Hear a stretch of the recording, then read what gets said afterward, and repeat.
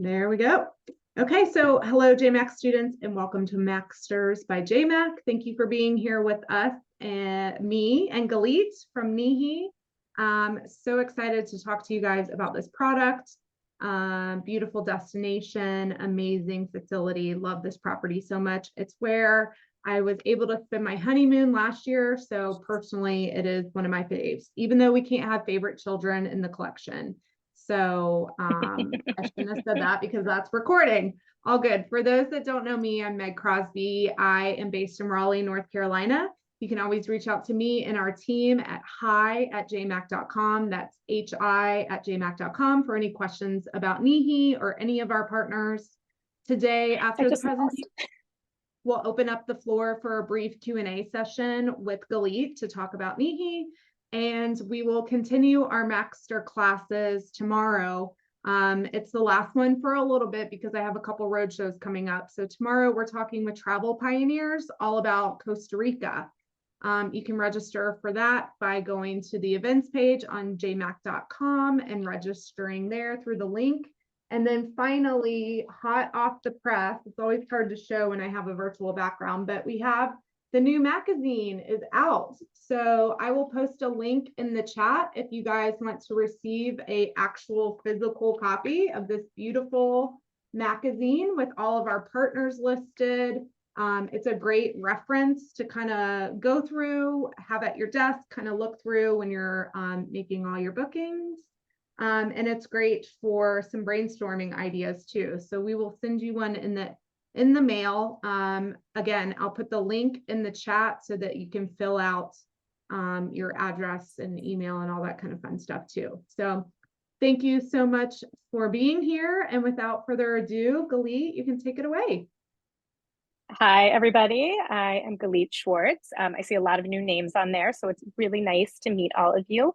I have been with NIHI for almost 4 years, with a little hiatus in the pandemic, but I'm almost back at my 2 years pre-pandemic and 2 years post-pandemic.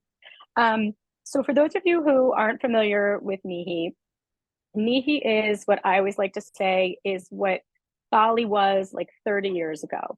So I'll go through a little bit of the logistics and everything once we get started, but I think the best thing for us to do, I'm going to just play this video so you can kind of take in the scenery of NIHI, and then I'll pop into a little bit more of a formal presentation and go through logistics, how to get there, what to pair us with, as well as kind of who NIHI is for, the kind of clientele, so on and so forth. So I will make this pretty comprehensive, but definitely let me know any questions, anything that you're confused about, and then we can send everybody on the webinar our inspiration guide that we have, which has activity pricing and curated photos and videos and things that you can use if you're putting together a presentation for your clients, as well as I have like a NIHI guide that's in like an HTML format, so you can cut and paste paragraphs of things, cancellation policies, so on and so forth, easy peasy. So sometimes this has a sound and sometimes it doesn't, so let me know if you don't hear it. I'll talk over it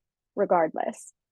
So without further ado, so your experience at NIHI is going to begin the minute you get picked up from the airport. And I will just put this out there. You fly into DPS, which is Bali, and then we will help you book your flight over to Sumba, which is another island. But again, I'll get into that a little bit more detail. So off we go. So music, yes? No music. Try to no music, so I'll just talk through it. Share your screen again, actually, because I can't see it. Oh, you can't? Okay, hold on. Let me pause that. I don't even know where the Zoomy thing is. I'm so sorry. I'm like not. I don't even know how I got on here. Somehow Zoom didn't let me on. Meg, I don't know how to do it. You just did it. It was so pretty. I know, and I don't know why it's like not. This is like totally the wrong screen. Do you see share screen like down at the bottom with the green arrow? No, I can't find, guys, I'm so sorry. I apologize to everybody. I can't find like the actual like page. Like everything's coming up but my NIHI email.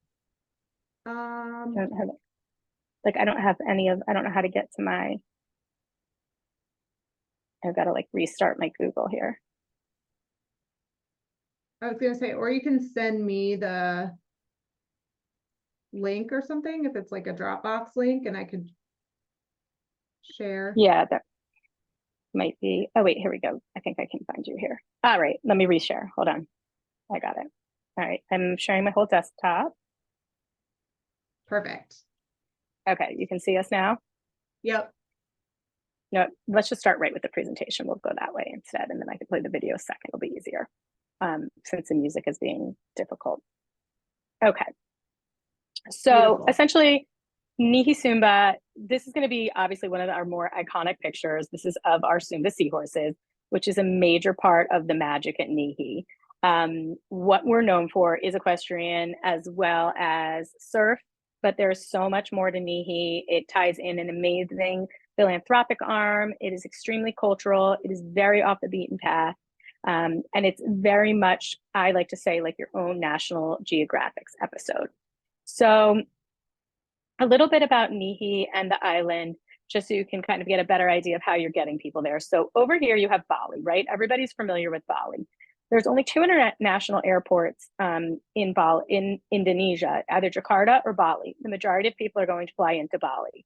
The interesting thing about Bali, and what's interesting when you have an island that's like an archipelago of a nation that's an archipelago of islands. From island to island, you have such different cultures because they were colonized differently based on how they were discovered.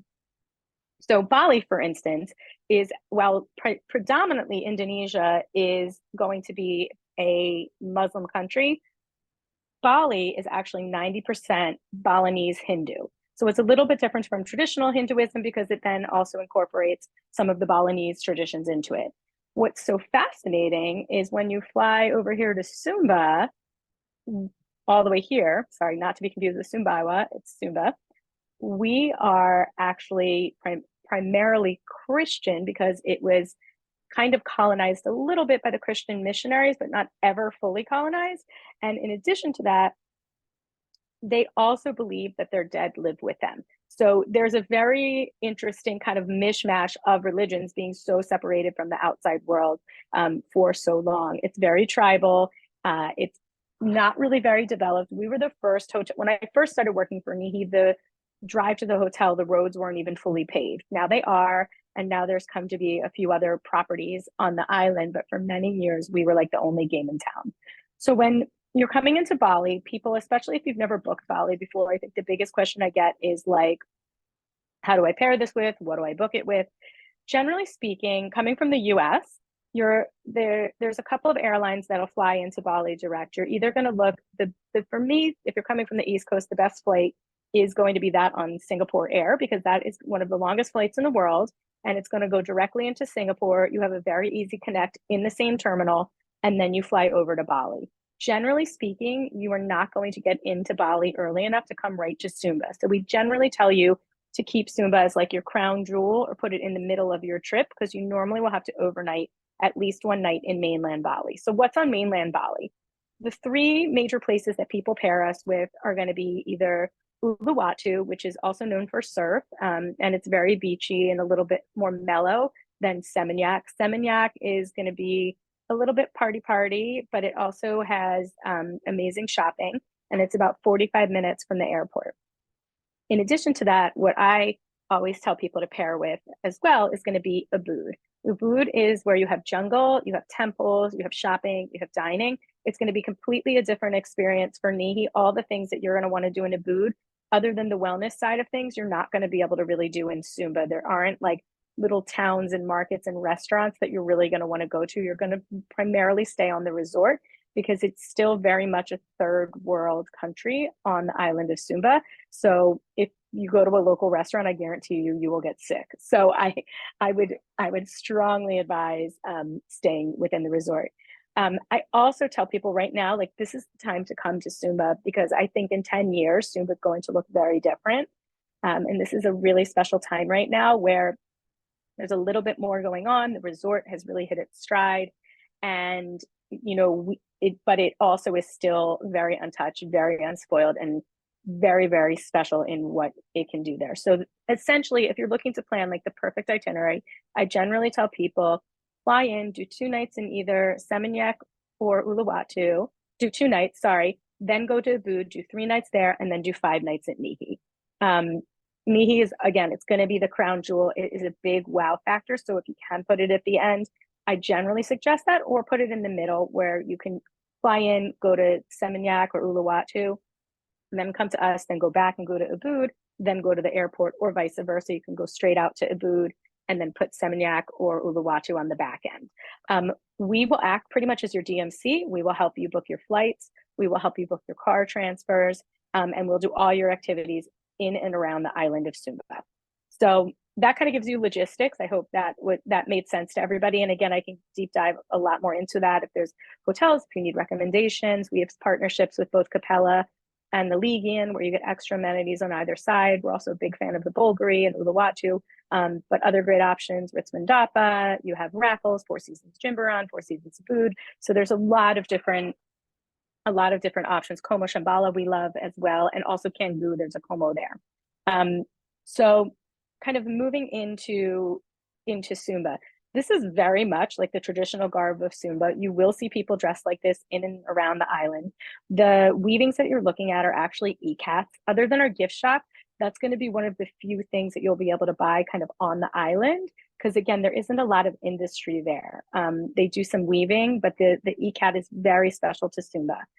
And we have actually ikat weavers that'll come to the property and do them there, but you'll also see some of them for sale in the villages.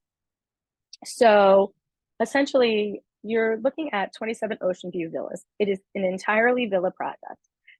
It's amazing for honeymoons. It's great for multi-gen, destination celebrations, family vacations, solo travelers, groups of friends. I think for a solo traveler, there's such a communal aspect at NIHI, which is kind of the magic of it, that it actually is an amazing place to send a solo traveler. So this gives you an idea of the property. Everything is, again, individual villas, but then you can take, if you're a larger group, like groupings, you can do like Hawari as an estate. You can do Lantoro as an estate. You can do like the Rajas as an estate. And then our top villa is going to be here, which is Raja Mandaka. This is our owner, Chris Birch's villa. And then you also have, this is probably one of our most private, and our CEO, James McBride, this is his personal villa, Punjab. So to tell you just a little bit of the story and back up a little bit about NIHI and kind of where it came from. So we're going back almost 20 years now. There was a surf couple by the name of Claude and Petra Graves. They heard of this, incredible, almost like a fable, right? Of this incredible wave on unspoiled beach in this remote island in Indonesia. They came, they fell in love with it. The wave is absolutely amazing. It's called Aki's Left. And they were like, we should make it a hotel. So for our surfer friends. So they started building a couple of huts. Fast forward another like 10 years. Now you have Chris Birch, who is Tory Birch's ex-husband, but he is the CEO and founder of Birch Creative Capital. They own all kinds of brands. If you love to walk around New York, the Sea Wonder stores are his. He invested in some of Ellen's brands, Solid and Stripes. So he's a multifaceted businessman. He came in, he looked at this unspoiled land and was like, I'm going to just buy this land for me and my boys. They love to surf. This would be such a great place, to have as a total respite and escape from New York. As he, was starting to get closer to the acquisition, he was like, had this idea, oh my God, this could be a hotel. So he called his friend James McBride, and James is a decorated hotelier. He is the CEO of NIHI. And he was currently living in Singapore and was running KSL hotels.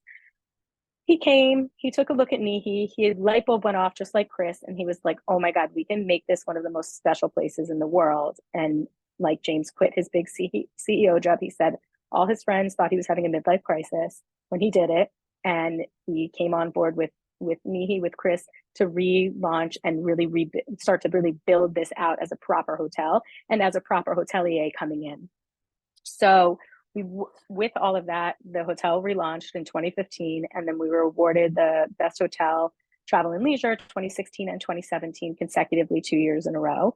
And we were just named number 15 on the world's best. So continually just one of the most incredible properties. So what started as just this little kind of surf village has come into this really incredible resort that, again, still feels very authentic, still very off the beaten path.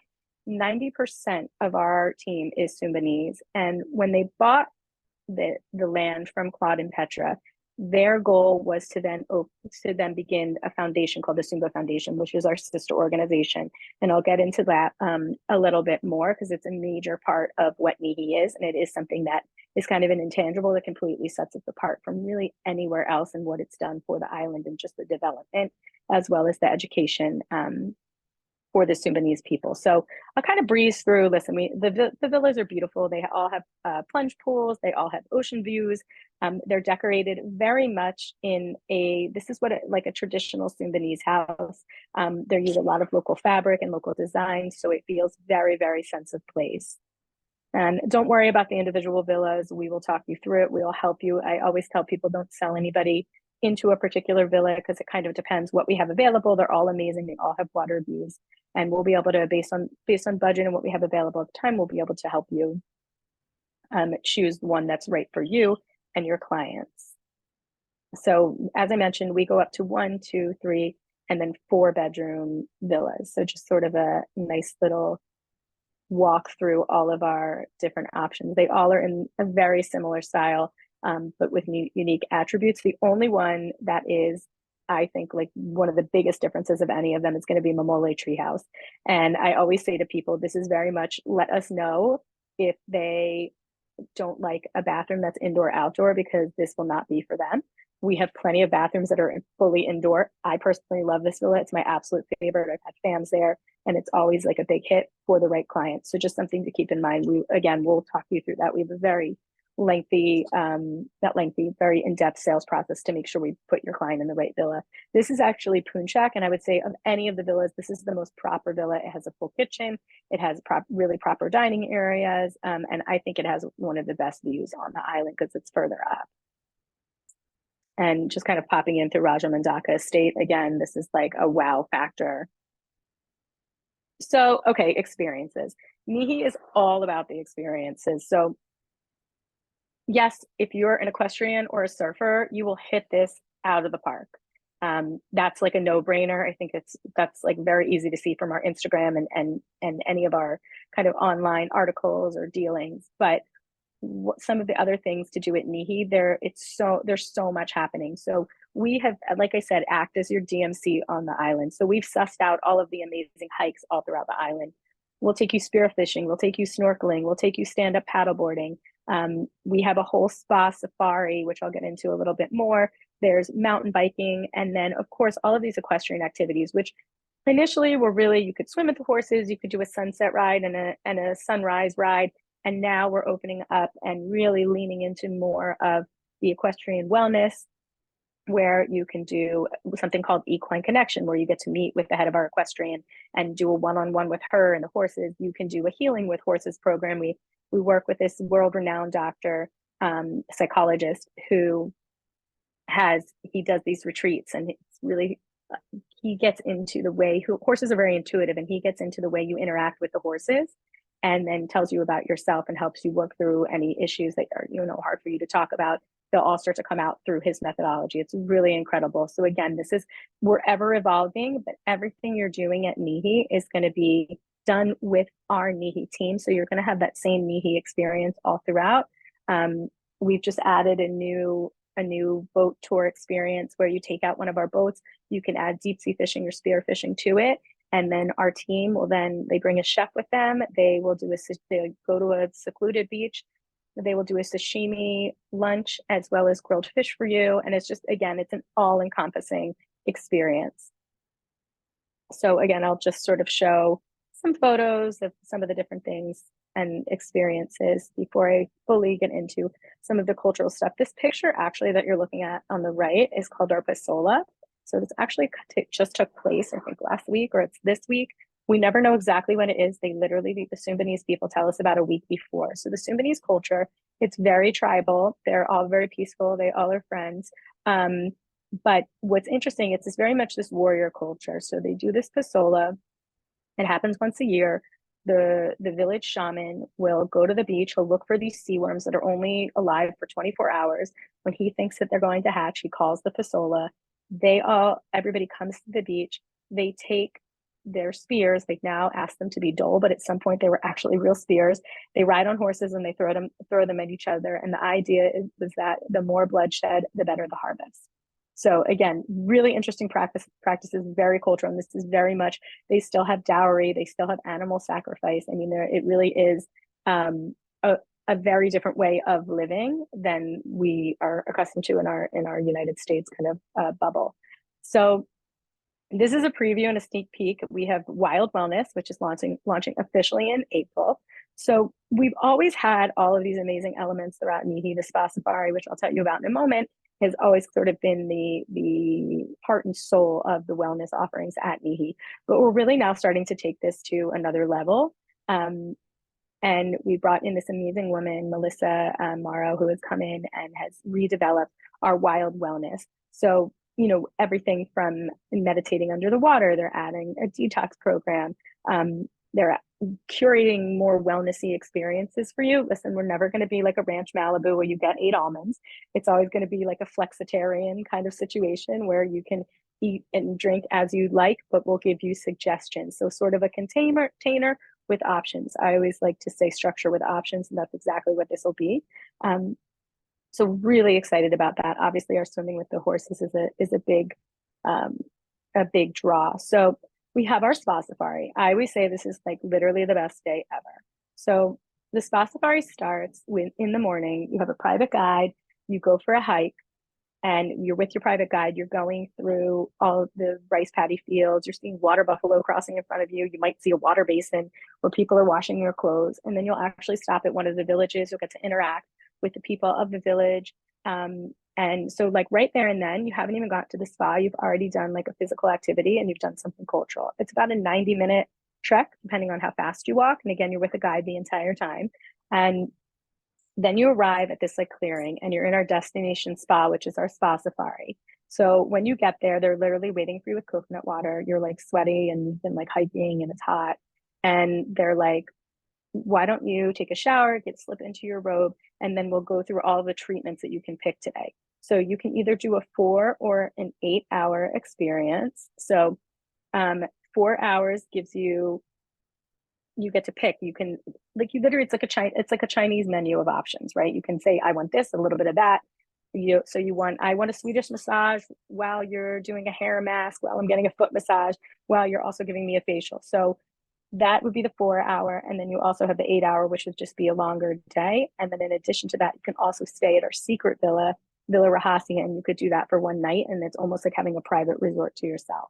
So now, so far, you've like done something cultural, you've gotten some activities, you're like in this completely luxuriating and a relaxing experience. And then on top of that, they prepare this like gorgeous culinary meal for you over cliffside view. It's I know Meg can vouch for me. It really is. I think it's like one of the best days I've ever had on any like trip ever, because it really touches so many different parts of what I like to do on a vacation. So I would highly recommend that. We tell people to book that immediately if that's something you're interested in. This will go, and I can send this out as well, but this will show a little bit more into some of our wellness programs that are about to roll out. We have one that's going to be centered around equine, and then there'll be others centered around hiking, and there'll be a lot more information of that coming out as well. You can also just come and a la carte things, so don't feel like you have to do one of those programs, but it is there as a new option coming out. This is our floating breakfast you can see in the pool. This goes in again to more of our Wellness FX 5, 7, and 10-day programs. And now let's go into the give back to the community. And last but not least, and honestly, this is one of the most important things to me, is the Sumba Foundation. So one of the things you have to understand about the Sumba Foundation, as I mentioned, over 90% of our staff is actually Sumbanese. We're not shipping in Cornell kids. It's extremely authentic. And the more NIHI evolves, you know, the more our service as well as our team has continued to evolve. They all take English lessons, have English tests, and a lot of them have now graduated the Sumba Hospitality School, which has been around for several years as well. We have a scholarship foundation. So the Sumba Foundation, it's more than just okay, like a hospitality school. Like it started as just like basic human needs, bringing clean water, medical, and food to the local villages. And again, they're so poverty stricken. Like the average life expectancy initially was like 40 years old, right? And now these people who could not even really read and write in their own language are now reading and writing in English. The Sumba Foundation, which is now headed up by Claude and Petra Graves, the original founder of NIHI, is over 22 different primary schools, multiple medical clinics throughout the island. We have an agriculture program that teaches them farming, you know, that it's not about the bloodshed that's going to give you a good harvest. There's actually like methodology to some of it. And then, you know, we have this very symbiotic relationship with them where the Sumba Foundation wouldn't necessarily exist with us, nor would we exist without them. So you can integrate that as much or as little into your trip. It really is a very cool philanthropic give back. We do Sumba Foundation tours 3 days a week. You can hop on one of them. It's like a 2.5 hour experience. It's complimentary. You get to go and see the medical clinic. You'll walk around with one of the directors of the program, and they will explain everything to you. You'll get to stop by the school, do feed lunch, and if you want to do additional, you can even request to teach English, which is a great experience. You get to go to one of the schools and really interact with all of the kids there with someone for some one-on-one time for an hour, hour or two. So it really is. I'll play. I don't know if this video is going to play. How are we doing on time, Meg? Yeah, we're still doing okay. Yeah, we're good. Okay, let's see if this will play. Yep. So this will kind of give you just like a little bit more of an idea.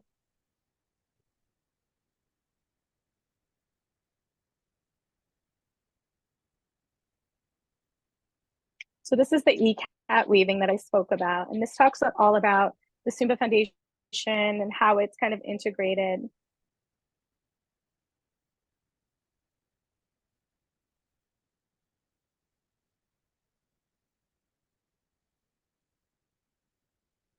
And it's so cool because they literally are like right there on property weaving too. I mean, all of them, the artists, like local artists, creating the different textiles and everything like that.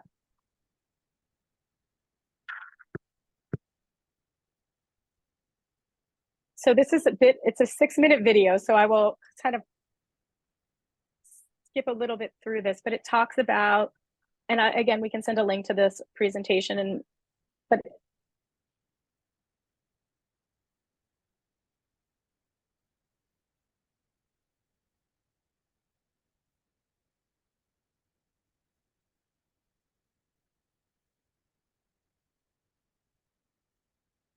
and this talks a little bit more about the hospitality school, and we'll kind of just fast forward in the interest of time, but this will give you just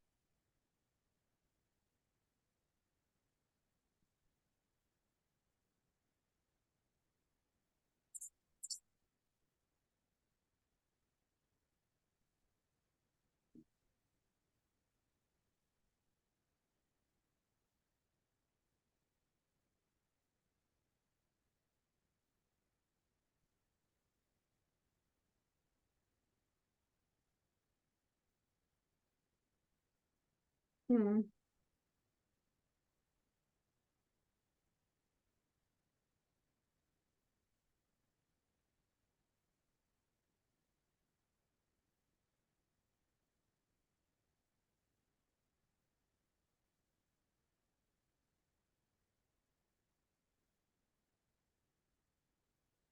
so, you know, one of the things that's just so fascinating is there really was an industry in Sumba before hospitality came, other than like the ECAT weaving. So this is giving them an opportunity to, you know, great, it's amazing if they come and work for NIHI, but now that they're learning English and they learn the skill, they can go and work for Bali, they can join a cruise ship. It gives them an opportunity to actually get off of Sumba and gives them an opportunity to kind of change the trajectory of how they grew up, which again, as you can see from some of the houses and what they were showing is really kind of an extreme level of poverty.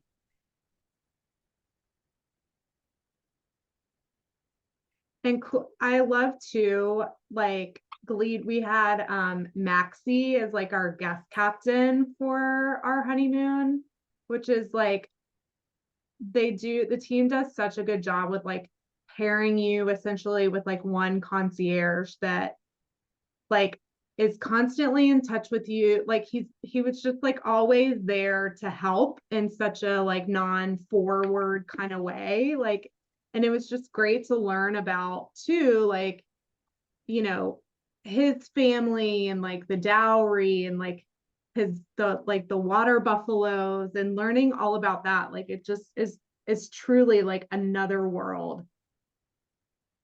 Yeah, it really is, and it's untouched. So that's kind of the gist of NIHI. And again, I will send this out. This is kind of everything that the Sumba Foundation does, everything from health clinics, school lunches, clean water, sustainable farming, hospitality, education, global events, and fundraising. When you stay at NIHI, whether you choose to integrate this into your stay or not, a portion of our proceeds are going back to the foundation. And like I said, we do a Sumba Foundation dinner once a week. You can participate in that. They'll play this video. You'll get to talk to some of the directors. You don't even have to leave the resort. It's a really cool night. If that's not of interest to you, you don't have to come. You can like do dinner somewhere else. And again, or if you want to tour, if you want to get more involved, we have some people that want to come and spend 3 and 4 days working at the clinic. So there's, a lot of different opportunities that we can curate for you if you want to get deeper into that. But again, there's no pressure. And like Meg said, like you really is fascinating because you get to talk to these people who grew up on Sumba that just have such a different experience than any of us have ever had growing up. So it really is very, very cool. A lot of times they'll bring some of the kids will come and they'll perform at dinner. There's a Sumbanese choir. I mean, it really is amazing. And such a special part and huge part of Sumba. I'll touch very briefly on our growth because I don't have exact opening dates yet. So the next hotel that we are looking to open is going to be in NIHI Rote, which is, you'll see Sumba is here, Rote is right here. And it's kind of, I would say, Rote is sort of like the Holbox to Tulum. So like Tulum is now very overdeveloped. They're getting an airport. Holbox is kind of like a little more off. I would say 5 years ago was a little bit more off the beaten path. Now that's also starting to kind of get up there. But that's kind of what Rote is. It's the people from Bali, the expats going to Rote and starting to develop this other island because Bali's gotten so overcrowded and almost city-esque. So on Rote, the difference between NIHI and Rote, NIHI is very much a surf destination. It's not a dive destination because of the way the whitewash is. So you can sometimes snorkel on our beach depending on like the visibility that day, but I would never sell NIHI as a dive destination. Where Rote, because of the placement on the island, one side of the water is going to be great for surf, and the other side is going to be great for dive. So we're really excited to add that to our offerings. This is probably not going to open till the end of 2025 is what I'm being told right now. The minute we have opening dates, obviously we will let J.MAK know about it. We will be communicating it. We'll be shouting it from the rooftops. We're just not there yet with an exact date, but it is coming along. And we kind of envision this as being an add-on to going to Sumba when you're curating your Indonesian holiday. And we'll make sure that we can help you get over to Rote. You won't have to figure that out on your own. Then this one, and everyone gets so crazy when I say NIHI Santo Tomas. It's in the Papagayo Peninsula. It's going to be right by the Four Seasons and the Andas. We're in like to 2026 here, towards again like the end of the year, potentially summer. So we don't have a lot of information on this yet. We literally just broke ground. The financing all just went through. So even my PR team in the UK emailed this week like, please, can you tell us a little more? I'm like, this is all we have right now. So you can't do a site visit here yet. There's nothing to actually see. But again, I promise the minute we get more information, we will share it. So I will share an inspiration guide, which has links to all of this and as well. So that is sort of where we're at as far as NIHI. Meg, am I missing anything? Is there anything? I'm sure we have questions, but if you think I missed anything, feel free to jump in. I promised it would be comprehensive. No, it's perfect. Yeah, we do have a question. So, and if anyone does have any quick questions that Galit can help with, feel free to put them in the chat or the Q&A box. So when is the best time to visit NIHI? Good question, because I didn't cover that. So it depends what you're looking for. The high season, the busiest time of year is going to be July and August. That's when surf is going to be the best.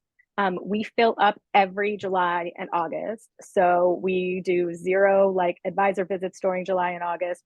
We don't like have any promotions or any specials running at all during July and August. We rarely run them these days, to be honest.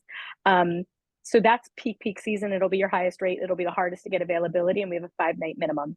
If you come in April and May, you're going to have, if you're an intermediate surfer, the waves will be perfect for that time of year for you. But again, with the surf, we can always service you whether you're a beginner or advanced or intermediate.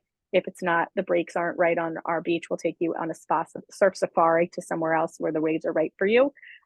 So April, May is a very good time to come because you're pretty much guaranteed amazing weather. Same into the beginning of September.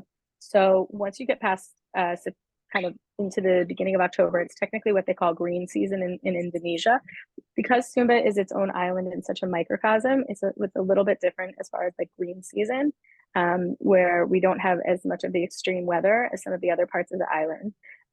So the rates we have a high season and a low season. So it's basically from April till mid-September going to be your high season rates.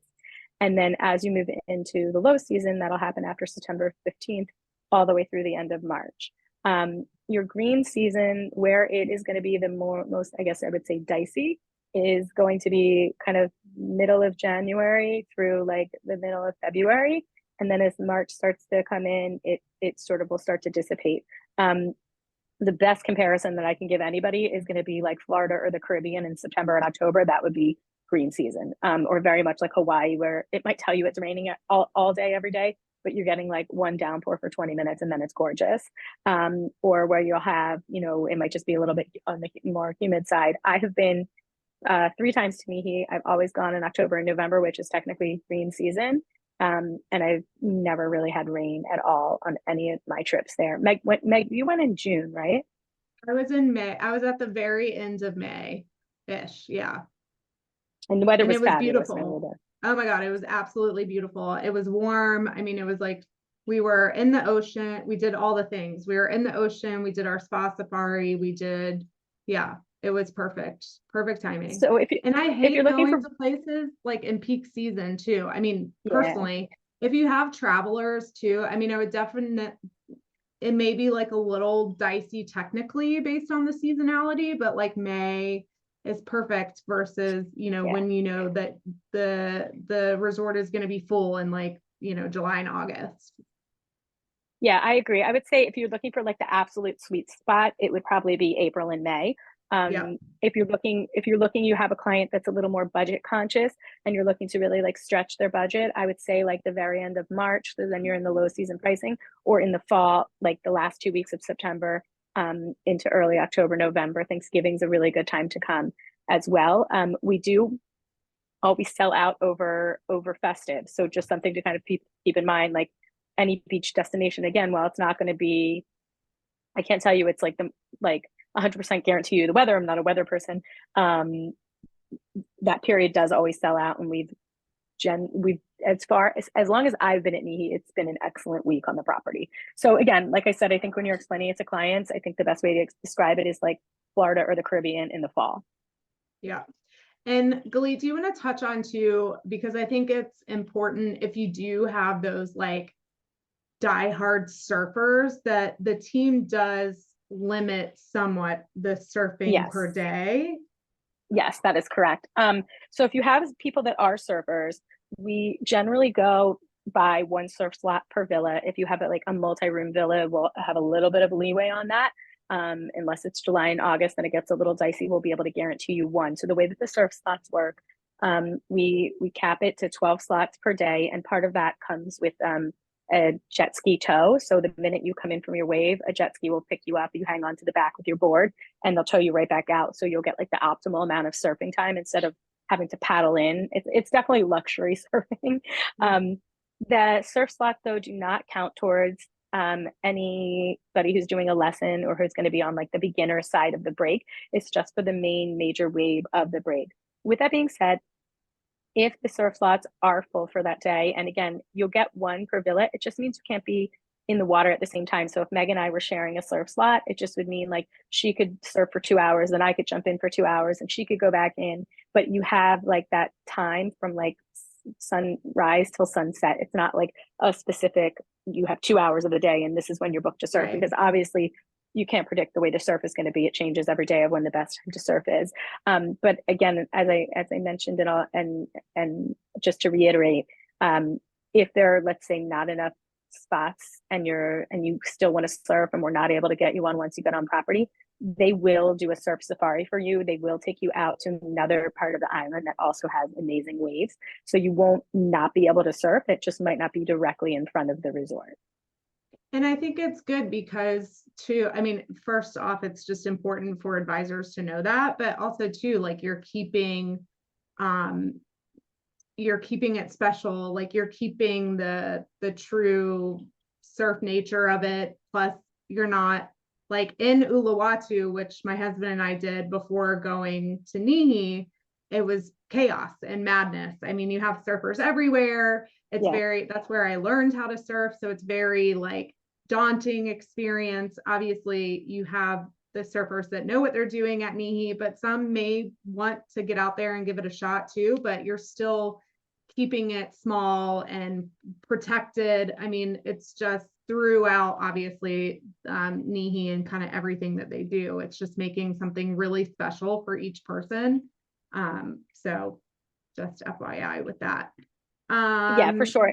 And like Meg said, like you're not going to be, if you're a new surfer, you're not going to be bombarded with all of these expert surfers and you're kind of like thrown in with all of them. Like we have a separate part of the wave. Your guide's going to be, your instructor will be with you the whole time. I am a like very beginner surfer and I've been out on NIHI's wave, no problem. The surfers are amazing. And it's the way I like to surf. They carry your board for you. They'll push you into the waves. Yeah, it's the best.